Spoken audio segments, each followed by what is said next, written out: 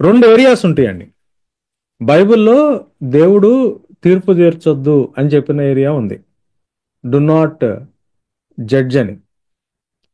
At the same time బైబిల్లో సరైన బాధ గురించి పోరాటం చేయమని కూడా ఉంది.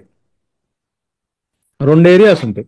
ఇప్పుడు ఆ ప్రకాష్ ఆ, ఆ, వేసుకున్న డ్రెస్సును, లేకపోతే ప్రకాష్ కూర్చున్న విధానాన్ని, ప్రకాష్కి ఉన్న అలవాట్లు చూసి నేను, ఏంటి నువ్వు నాన్ వెజ్ తినవా, ఉట్టి వెజిటేరియన్ తినేవాడివా, నాన్ వెజ్ తినకపోతే అసలు మనుషులు కాదయ్యా అని నేను, లేకపోతే ఆయన వేసుకునే డ్రెస్సింగ్ వాటి గురించి నేను జడ్జ్ చేస్తున్నాను అనుకోండి, పర్సనల్ థింగ్స్ గురించి. బైబిల్లో దేవుడు అట్లాంటివి చేయొద్దు అన్నాడు.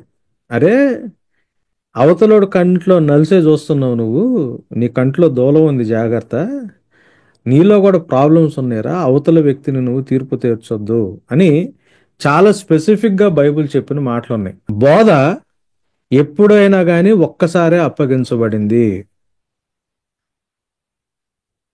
దేవుడు మానవాళికి ఇవ్వాల్సిన టీచింగ్ వన్స్ ఫర్ ఆల్ ఇచ్చేశాడు. There is nothing new that anybody can teach or preach.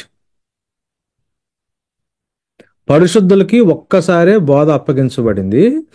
ఆ బోధ విషయంలో మనం ఏం చేయాలంట? పోరాటం చేయాల. అవతల వ్యక్తిని నేను జడ్జి చేయకూడదు, క్రిటిసైజ్ చేయకూడదు.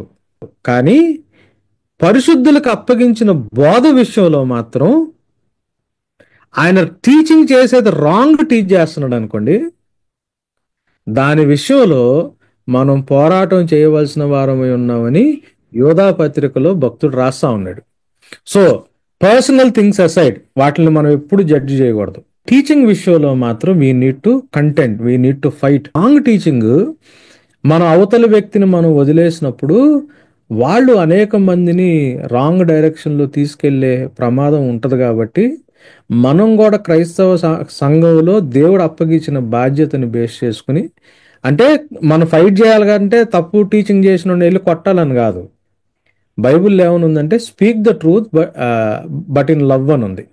మనం ప్రేమపూర్వకంగా అవతల వాళ్ళకి వాళ్ళు చెప్పేది రాంగ్, వాళ్ళు బోధ తప్పు ఉన్నప్పుడు ఆ తప్పు విషయంలో మనం వాళ్ళని కరెక్ట్ చేసే విషయంలో మాత్రం మనం చేయాలి. అది మనకున్న బాధ్యత.